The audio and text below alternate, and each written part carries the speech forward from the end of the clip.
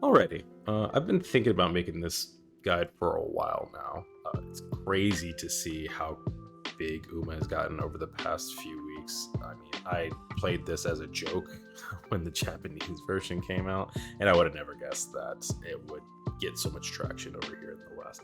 So, I figured I'd make a guide on going over how I come up with theory crafting for a specific Uma and how I get the information for that, and really go over the best parts of the game, which is sitting down, hammering out a strategy, and then finally putting it into action. So hopefully you guys enjoy it. I know that it's not quite the standard way to go through this, but I do enjoy this process a lot, and I figured I'd share with you guys. The first thing I like to do when deciding who I'm going to take out on the campaign first is check my team ranks. Now, I think it is a bad idea to look at what numbers are highest, because I'm sure if you've seen some other commentary online, you'll know that higher points don't necessarily mean better Uma. So the way I like to decide where I'm going to start focusing on improving my team is first do a couple of PvP races. So even though we're looking at here and you're like, oh, well, obviously your aces are the best, so you need to work on the ones below. That's not always true. So I always like to use PvP as a temperature to see where I need to improve on my team. So let's get into that. Now, what I like to do when trying to decide where I want to kind of start switching in and improving Umas is I like to go against higher level opponents. It really kind of shows where you're at in relations to people who have higher scores than you and who are a little bit better at PvP than you. Now, there's a lot of thinking and a lot of strategy that goes into kind of looking through this, but I just kind of want to skim over the surface of this and just see where I work best. So usually I do use a parfait. You don't have to, but I like to, just to see kind of where, if my team on the best day were to perform well, where they're going to be at. Now, RNG has a huge influence on this, but I still think that if you were to kind of do this a little bit, have a parfait, see where your guys end up, you kind of know where your weak links are. Now, before I complete these races, let's go ahead and look at the first 4 races I've done. So, of course, you see that automatically you would assume, hey, these people lost, that means I need to upgrade this team. That is not necessarily true. What I prefer to look at is the places that they've gotten. Now, in PvP, if you were to, let's say, win a PvP, you get more points if you got first, second, and third. So that's kind of where you want to shoot for. You're like, okay, I've done this race. I know that these people are really good. If I get first, second, and third, I'm going to get higher points when I do win that race. Now, as you see here, I have second, third, and fourth. So honestly, these Umas are probably in a similar category, and there's really no weak link to this team. You could probably say Creek is the weakest, which might be true. I'd have to do a couple more PvP battles to see where she ends up, maybe write her name down and figure out like how well she's performing. But for the most part, we're looking pretty good on this team, I think. Now, if all your Umas end up coming, second, third, fourth, and you're really struggling just to win games, then maybe you need to start like going back through and making good aces. But for now, I'm just trying to see where the gap in my current teams are. So we come down here, obviously second, third, fourth. So again, pretty good. Everything's kind of bunched together here. We're looking all right. Now, when it comes to race 3, you see first, third, fifth. So it looks like my dirt team isn't, kind of bunched up together. It looks like there is kind of a gap between how good these horses are, but still pretty close. There's no outright losers, kind of like there, Urara. She came in 8th, so probably my opponent would want to work on her Urara. And then if we come down here, I think this is where we see the biggest kind of gap for me. I have first and second. Of course, I won this on the outset. You would think, hey, great, I won this, I don't have to worry about this team. That's not true. My Biwa got 6th. Now, I've known, because I've been playing the account for a while, Biwa usually gets a pretty bad score. So I need to work on her, try and get her. Probably her stamina isn't good enough for these races, for longs, so I probably need to go in and double check that. So I'm going to write her name down and we'll see. So let's go ahead and finish the rest of these races.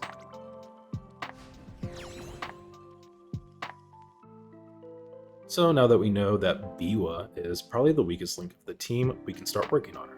So first thing I like to do is see what the top players are doing. Now, I don't usually go online for this. I don't usually use Google for this. I just stay in the game itself and check it out. So probably the biggest thing that you could get from this video is looking at what the top players are doing. Now, there's a caveat to that. There's a YouTuber, I'll put him in the link below, that mentioned kind of a theory that a lot of the top performing players right now, their scores are so high that, players at our level can't really match against them because there's a cap to who we can match with. So instead of pushing, good PvP teams, what they're doing is pushing points. So trying to get S and S plus Umas so that if they do run into other people, it's going to be people padding stats as well, so that they're not really racing against good, strong, actual PvP Umas. They're going against like wit Umas, really, or just Umas who can't really keep up in these kind of races. So what I like to do is I like to go down to probably like around 20th and look at like the top 100 and start going through their teams and seeing if I can find an Uma that I am trying to work on. So right now it's Biwa, so I'm going to look for a Biwa. So here we got a Biwa from the 38th best player in the world. Let's go ahead and see how they built her. All right, right off the bat, I see that they have pretty low wit and relatively high stamina, but definitely not what I'm looking for. I definitely appreciate that they're not trying to pad their stats with dumping wit onto Biwa, and it's definitely Uma you could dump wit on. And they're trying to focus on getting just a good overall long runner, which is exactly what I'm looking for.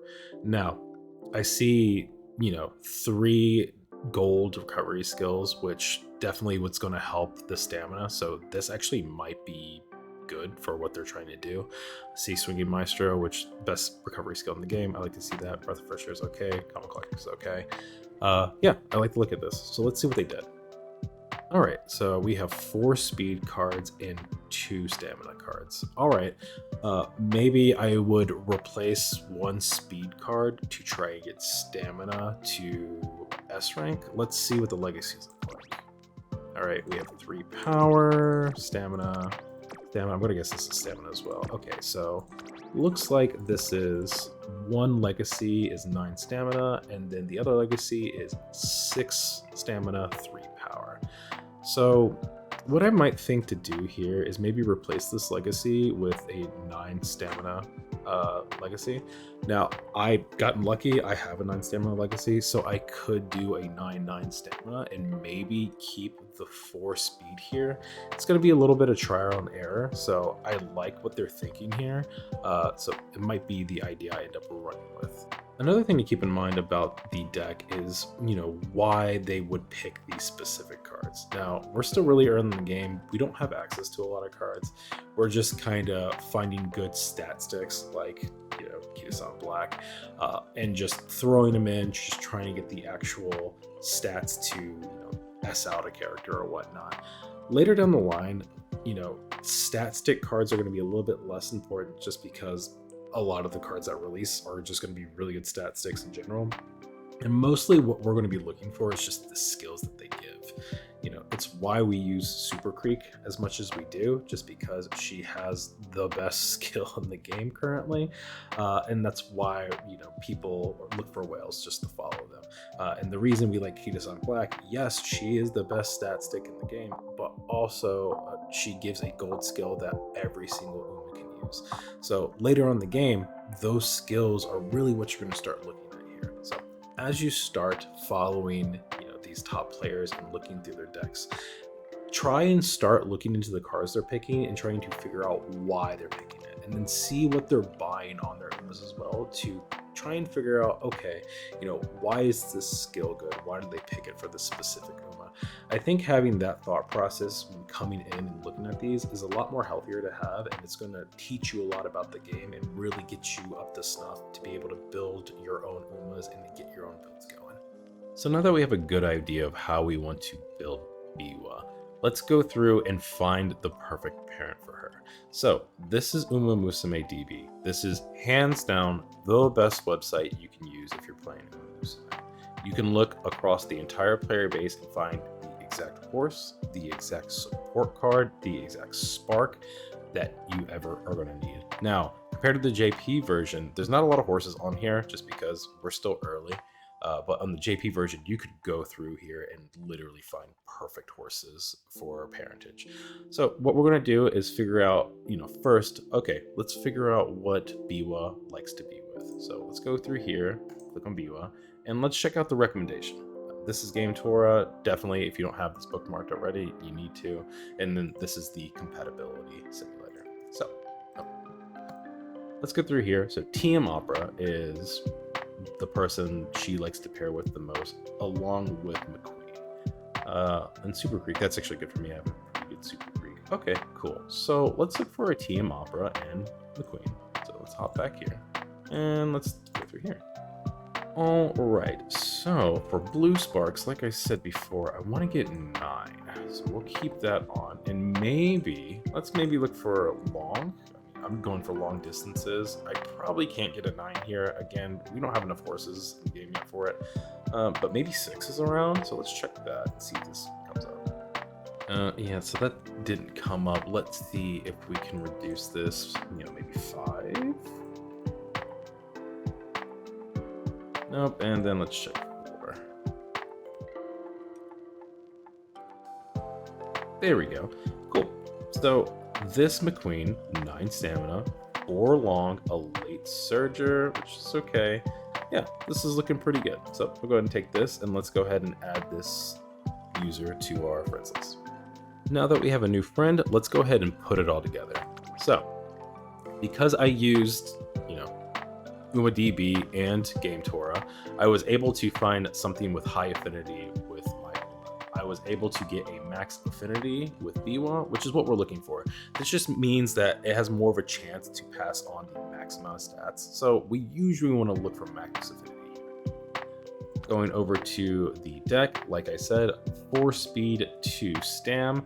Now, again, you want to look through all these skills and see what skills are actually used for you. So for instance, I'm trying to go long, and right here I know for a fact that the stamina has a lot of long skills I can take, but we're still pretty early in the game, so just having something that friendship bonds faster, something that will show up more often with specialty priority, it's good to prioritize that over skills for the time being.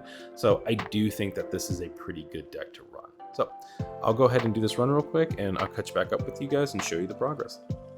All right, so the run is done. Let's go ahead and switch out this Biwa. So this Biwa here was the original one that I had in the team. Obviously, I went for more of a wit build here, but because I went wit, my speed kind of suffered. Definitely have enough stamina to do long races with this one, but I think the speed is kind of killing me here. So let's check the new one that we just made.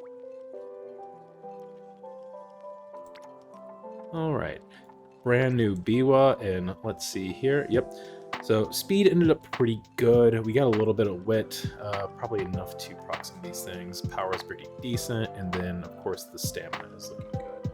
Now, when you're making for specific distances, you always want to check the chart for stamina required. I think I have 3 gold skills, so let's check that real quick. And I don't. So I have Swinging Maestro and Gourmand. All right, so probably don't really hit these. Now, for 26, I definitely do. We can 100% hit that. But if it ever goes to 32, then I'm going to need more. But just for the sake of things, let's see if this Biwa performs better than my old one. So we'll go ahead and switch her in. Now let's confirm. And you see that my points here have taken a hit. Now, this is what I meant earlier by stat padding. Just because the points are lower does not mean this Biwa isn't better than the one I've just created. So I'm going to go ahead and do some PvP matches with this and see how well this Biwa performs. And if she performs well, we're just going to keep her in and not really worry about the stat hit here, because we're looking to just get better points within the PvP scenario itself and not my overall team rank. That's really the main crux of PvP. All right, now here we have some PvP. It looks like this user here is pretty high, probably near the limit of what I can match into. So let's go ahead and take this fight and see how Biwa performs. Right, so looks like we have some mood down on their side. My Biwa is down. Let's go ahead and bump that up. All right, and then let's run these. All right, luckily enough, I won all of the races, and now it comes down to Biwa's race. So let's go ahead and just watch this in real time.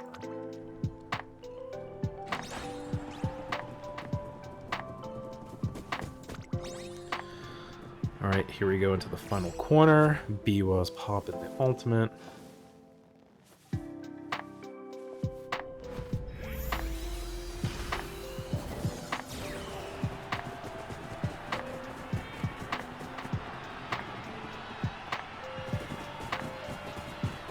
Let's see if we can catch their top gun here.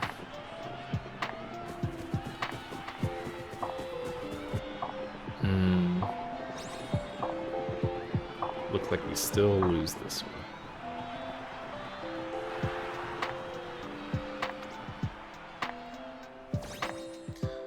All right, so here you see Biwa got, what was it, 4th? So we have 3rd, 4th, and 5th.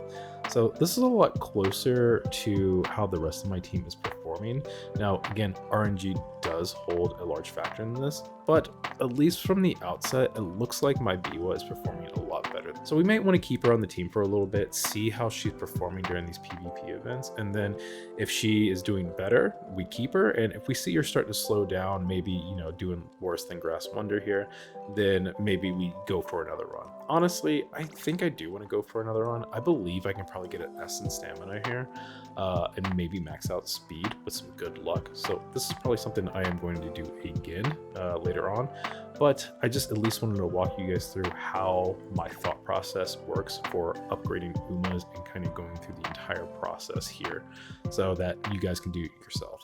Now, let me know if this stuff helps you. You know, if you need to make any more guides or anything like that, I'm happy to. But yeah, I appreciate you guys watching. Take care.